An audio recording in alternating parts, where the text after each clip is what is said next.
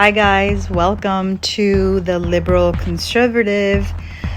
I'm your host, Judy Mesa, and I am doing a bonus episode today, and we have a very special guest today. So it's not just going to be me talking. We're going to hear some interjections. Did I say that right? With Maria Gentile. Say hello. Hi, everybody. Wow, what a pleasure to be here. I love this podcast. Yeah, we're going to record together today.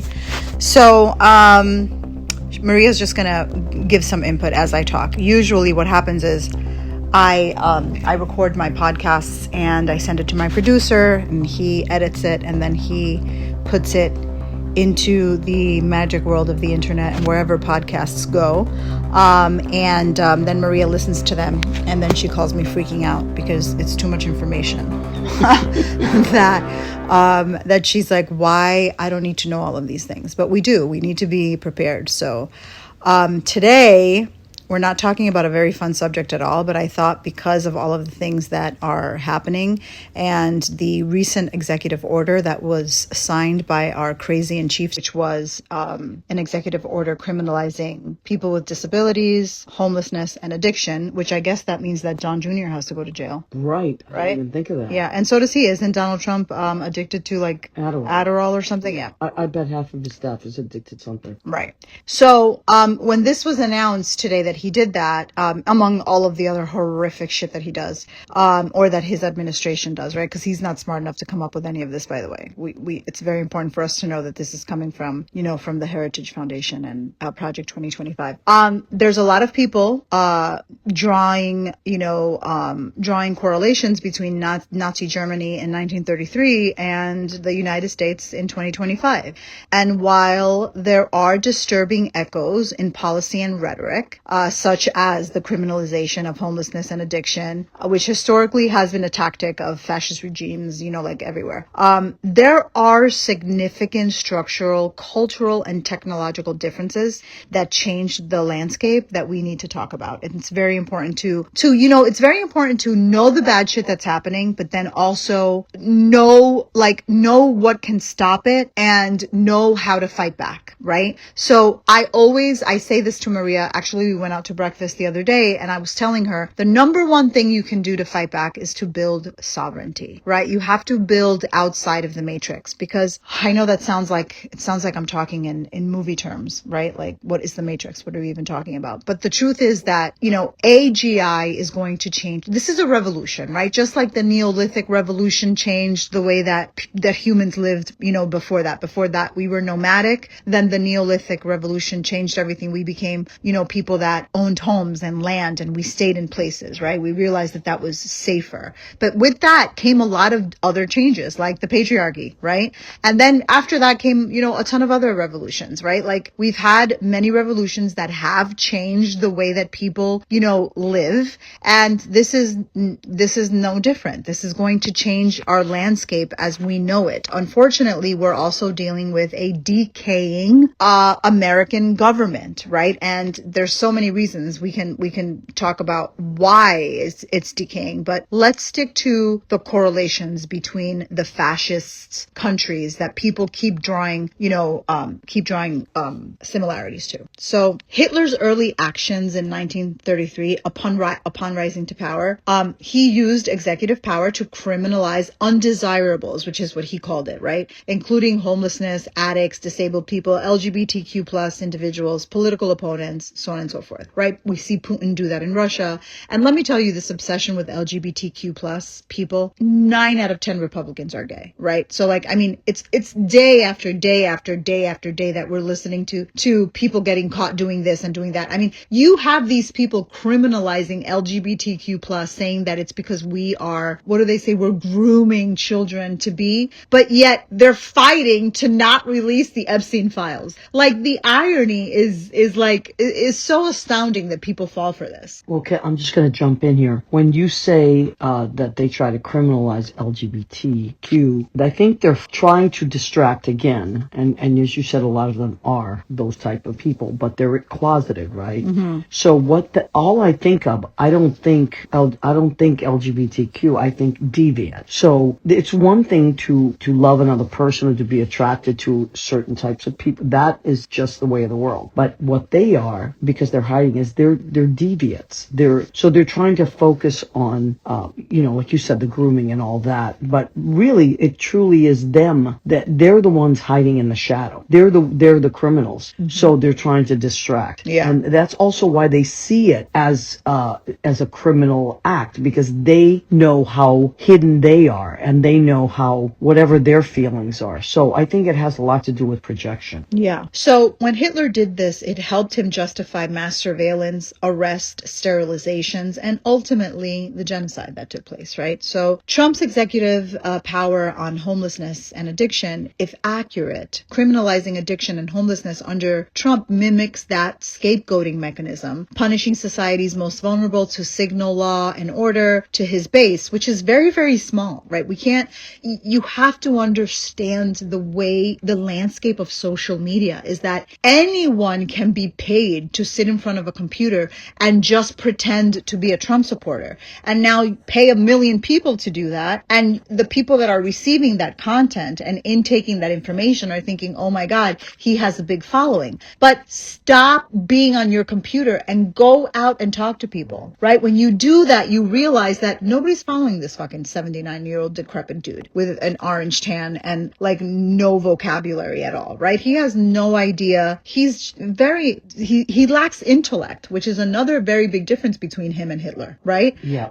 So anyway, it also opens the door to institutional violence, which we're seeing, and expands the prison industrial complex. They're making so much money on all of these camps that they're building. It's all about the military industrial complex and the prison industrial complex. So also it helps the propaganda machine. Both movements relied heavily on media manipulation, cult of personality, and like conspiracy narratives about an internal enemy. Right? And us against them. Right. They're coming together. Here's what makes us different though here's what makes us different from Germany. Hitler had widespread support, or passive acceptance, let's just call it that, right? Especially after the Reichstag fire and the Enabling Act. Many Germans believed that he had restored national pride, right? Germany was lacking a lot of that in that time. And they were a very poor country at that time too. Interestingly enough, Germany is one of the richest countries in the world right now. So in the United States under Trump, he remains deeply polarizing. He lost the popular vote twice. Biden won by 7 million votes, I believe, in 2020, while he has a diehard minority base. A large portion of Americans loathe him and actively resist his agenda. His popularity is down to 35%. And I don't even believe those polls, right? Like we can't even go by that, because that's coming from legacy media. We don't really know what's real and what's not. We also have a very enormous resistance movement. Political organizers, legal battles, and the states that are pushing back still function robustly in many, many places. So we also have a heavily armed civilian population. The U.S. has 393 million privately owned firearms. We have more guns than we do people. It could be a scary thought, but don't think that it's only one portion of one party that has guns, right? I think that both parties, especially the blue party, who is usually the peaceful party, have smartened up to the idea that guns are necessary. I know I have. If Trump tries to federalize control or detain entire populations the way Hitler did, there will be militia resistance. And we're seeing it already on both the left and the right, by the way. Many Trump supporters are armed, but so are his opponents. And this would not be a one-sided power grab. So we also have federalism and legal obstacles. Hitler quickly centralized power. In the U.S., states retain autonomy, especially blue states that act as bulwarks against federal overreach. Even with a compromised Supreme Court and aggressive Department of Justice under Trump loyalists, state courts, attorney generals, and civil rights organizations like the ACLU can sue, block, and delay. We saw that in New Jersey with Alina Habba. It just happened, right? So her term is up, I think tomorrow, right, Friday, and they tried to extend it. The judges in New Jersey said absolutely not. They appointed someone else, and then Pam Bondi and her Department of Justice fired the one that the judges put in, and it's not going to work. Like, no matter what, now the judges are going to fight, and either way, she can't interfere in state legislation like that. So she's and Alina Habba lost Trump's case. Like, I mean, there could not be somebody more underqualified. So even with a compromised Supreme Court, we're still in an ecosystem that prioritizes state autonomy, the states that want to have the autonomy, right? The red states, we know, guess what? The red states are going to suffer the most from this. Absolutely. And that is what's going to really be the most pushback for Donald Trump and his agenda. And if I could go back to your point about addiction and homelessness, there is a very high number of both of those things in red states. Correct. Especially in the South. Yeah. Like Mississippi is the poorest state, I believe. And so a lot of these states, especially the warm, where the weather is warm, there's more homelessness and addiction because people can sleep outside and still live. So there's a lot of tents, Florida, sleeping under bridges, things like that. So that would affect them greatly. So another thing that we have that didn't exist in 1933 is that the media ecosystem is decentralized, right? Meaning that we have alternative narratives and resistance voices that can't be easily erased, like Midas Touch, like my podcast, like TikTok, like Instagram, like Tyler Cohen, right? Another one that's really great, right? So now the thing is that technology cuts both ways, right? Unlike the 1930s, Americans today have TikTok, Signal, encrypted email, and decentralized platforms, the ability to organize and expose government abuse in faster than ever time. However, surveillance capitalism and AI-driven censorship can also empower fascism.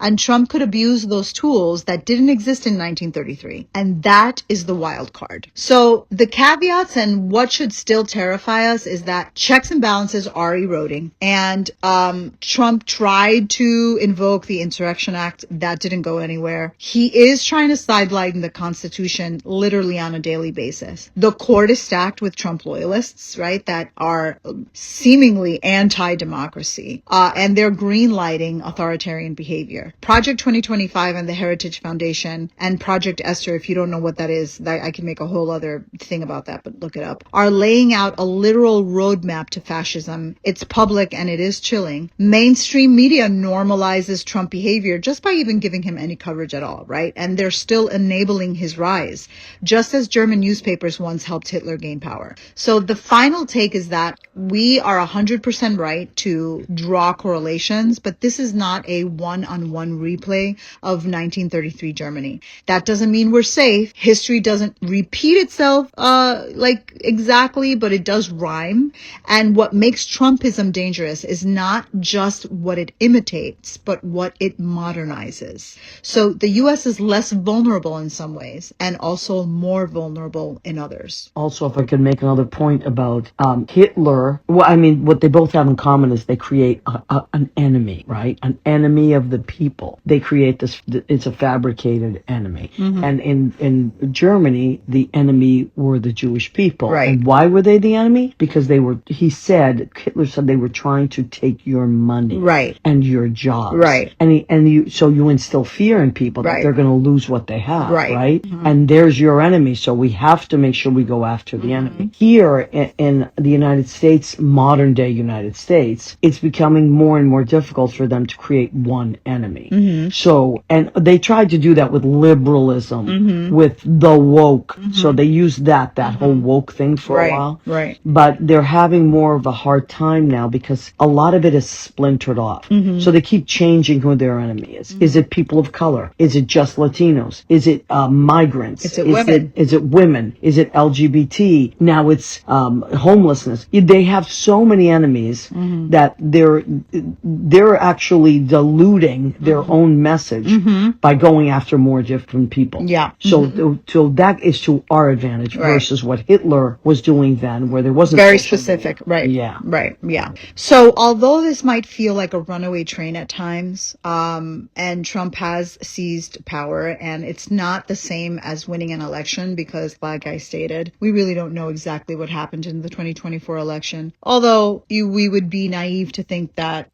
mishaps haven't happened always, right? Another thing that I thought of when I was researching, for this episode is that, we've been here before, right? So like maybe not, obviously not here, right? Like we said, history doesn't repeat itself exactly. But guys, think if social media existed when, let's say when Abraham Lincoln was killed or when John F. Kennedy was killed, right? If we had those tools back then, we would be in the same freak out mode that we are right now, because those were bad events that happened, right? That was our government doing deep op shit to our presidents because they didn't like that they were, making it a more giving more people more rights. Freedoms, more rights, right? So people just in those times, right, in Lincoln's times or even in John F. Kennedy's time, we just believed we had confidence in our media, right? So we believed, oh my God, this weird guy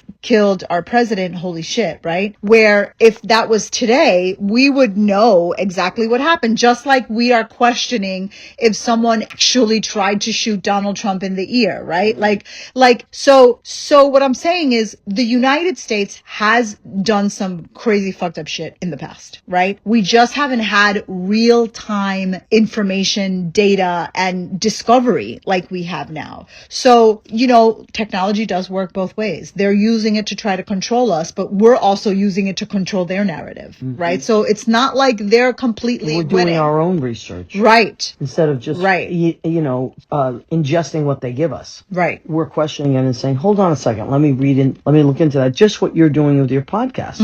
And when I listen to it every week, I learn something every single week. Yeah. It's a history lesson. Yeah, it's true. So that's an education that I wouldn't normally have. I would just be watching certain news stations or, whatever the news, or being afraid, So we have to kind of call out what we're witnessing right now, which is basically a hostile takeover with the appearance of democratic process, right? Enabled by a captured Supreme Court, a broken media ecosystem, and a terrified and corrupted opposition, which are the Democrats. Let's, acknowledge that, and then we can strategically assess, what we could do to survive this, basically, right? So what are your thoughts around that? Okay, so one of the things that I've learned as of late, I was always someone that believed the Democrats were the good guys and the Republicans, not that they were the bad guys, because I grew up with both friends from both sides. But in the last, let's say, 10 years, I have really lost hope in the Republican Party because I just find them to be very weak and the Republican Party? The Republican Party. Okay. And so I always held the Democrats to a higher standard. What's happened to someone like me who's always thought that they were the heroes, right? Is that I've kind of been disillusioned as of late. And I think, well, why aren't they doing something? Like, get up and say something. And come on, what's wrong with you guys? You're supposed to be the good guys. And I'm become disillusioned in that they're also bought. They're complicit. Right. But I will say this. I don't believe they're complicit. What I do believe that you said yourself is they're afraid. And you have to give it to them in one way, because at least they are trying to speak up. Whereas the GOP is just literally laying down and doing anything that Donald Trump says. At least there are Democrats that are challenging it. But I'm sure that they're all terrified, including the judges, that liberal judges, that they might go after their families, that they've threatened them. There's things we don't even know about behind the scenes. Of course, there's definitely some truth to all of the things that you're saying, but I do believe that the ultimate number one reason why they don't fight harder is because they are beholden to the same donor class that the Republicans are, beholden to. And at the end of the day, if the Trump regime messes up and you have someone, let's say, I'm just going to throw out this example. Let's say Peter Thiel gets into a fight with Donald Trump and just can't stand him, the way that Elon Musk just did, right?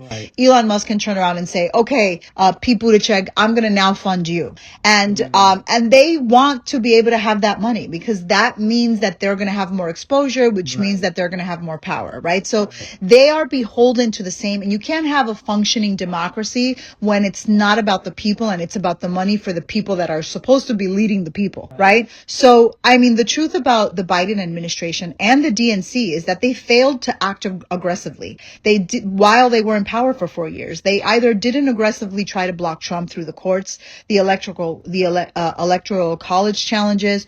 They didn't do enough to educate the public on Project 2025. They had a whole 4 years to do that. Their strategy was just to maintain status quo again because of the money, right? And then Congress is largely silent or bought. Look at Cory Booker. He made that whole big show about, the filibuster for 24 hours and the longest talking and blah, blah, blah, blah, blah. And then what does he do 3 weeks later? He takes a picture with Netanyahu. Oh, the Democrats supporting the Israel regime, which, I mean, give me a break. These people are killing Palestinians for no reason other than they want the land. And I want to make a point because I think this is very important. It is not the people of Israel or our Jewish friends that we're angry at or angry with. Well, it's some of the people of Israel. Right, but what I'm saying is, I think like a lot of people in Europe look at Americans now differently because of Trump. And I feel that a lot of people look at Israel or Jewish people differently now because of Netanyahu. And so it is important for me. Anyway, Here's the difference. Here's the difference Yeah. that I think is I think nuance. Netanyahu is a terrible He is a terrible person. But here's something that's very important that people don't think about this. But so Israel was built in 1940, whatever, right? Before that, Israel didn't exist, right? In order to sell this idea of Israel to the world, what Israel did is that they offered this come home, birthright trips to all of these people, right? Jews all over the world then became attached to this fake place that just popped up out of nowhere, right? Said, this is where my family's from. No, they're not, right? Probably not. You probably did not come from there, right? Because it's a made up not place. all Jews came from the Middle East. I understand, but what I'm saying is that's what Israel did. This was their promotion. Their promotion is that. Their pitch. Yeah, that was their pitch. I have friends. Listen, I had friends in my 20s that were going on this birthright trip to Israel. Everyone who was Jewish went on this trip, right? That's how they sold it.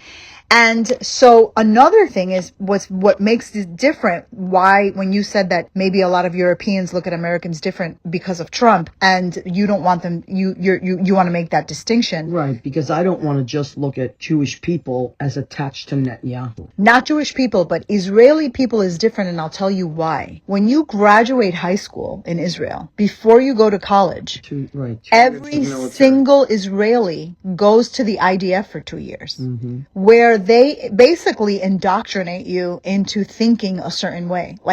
So many, although there are young Israelis burning flags and they're fighting against the regime, there are also many Israelis that actually think that these people, that Palestinians don't deserve to be there. There are Israelis that live, especially, which ones especially? The Hasidic Israelis. Well, of course. Right? That's an extreme group. Right. But they also don't, women should have rights. And they also don't fight in the war. That's what they're fighting about right now. They're fighting about that right now in Israel because they're saying, oh, you want everyone to go? Then you have to go too. And they're saying, no, we don't want to go. It's against what we believe. Oh, how convenient. Right. But these are the people that are settling in the West Bank. As a matter of fact, they just annexed it. They just voted to annex the West Bank, which is literally illegal in international law. So there's quite a distinction. It's interesting that they won't go to war. Nope. If they want it the most. Yep, exactly. Okay. So, why I still sense that maybe we're going to survive this. It feels a little different sometimes. And it's not that it's false hope. It's more of a strategic intuition, I guess you can call it, right? And the instincts are because I want to hold space for the possibility of a couple of things. One is that Trump is old and the machine really does depend on him personally. He's 78 with clear signs. Unhealthy 78. Right. I was just going to say that. There's plenty of friends of ours that are in their 80s and are very healthy. Right. He has clear signs of cognitive and physical decline. Right. Unlike Hitler, he's not ideologically driven, Trump. He's self-serving and erratic, right? So Hitler appealed to Germans because he said, this is for you, this is for us, where Trump is this is for me, right? So well, he was a master manipulator. Right. Whereas Trump is really not. He likes to fancy himself. Yeah, he's not at all intelligent, he's dumb. But he's really a clown. Oh, yeah. That's a clown show. Right. So if he dies or becomes incapacitated, MAGA fractures because it's a cult of personality, not a coherent movement, right? Very good. So then, his authoritarian overreach creates a backlash. Every executive overstep creates legal, social, and state level pushback. Even now, states like California, Illinois, New York, New Jersey are exploring protections. If Trump jails journalists or deports addicts, people won't stay silent. The U.S. still has a deep bench of lawyers, organizers, veterans, and tech-savvy, dissidents. May I jump in about the addiction issue? Did you know that 51% of Americans are either addicted themselves or have someone in their family that is an addict? That means 51% of Americans deal with addiction on a daily basis. So that is not going to fly at all. Because people are affected by it themselves. Right.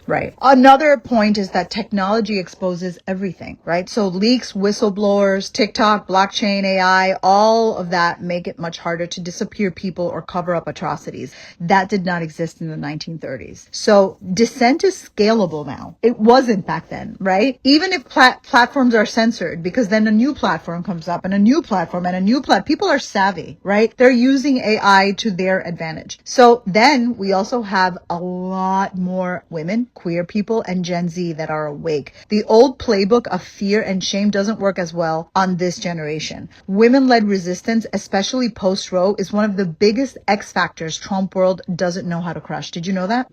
Yeah.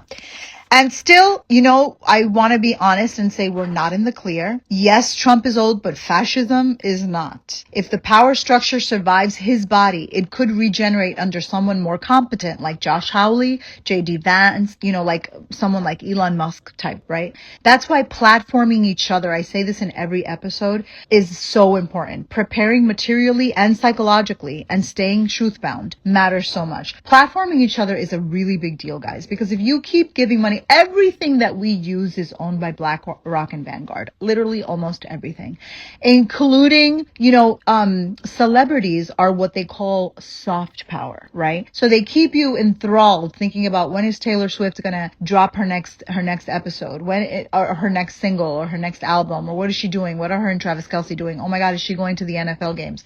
But really, we shouldn't be watching the NFL at all. Like, we should not be giving those people views because the NFL is a corrupt, misogynist entity, right? There should be zero reason why we should be watching them. Let the men, if women stop watching it, like, they're screwed. That's the whole reason they brought Taylor Swift into the mix to begin with, right?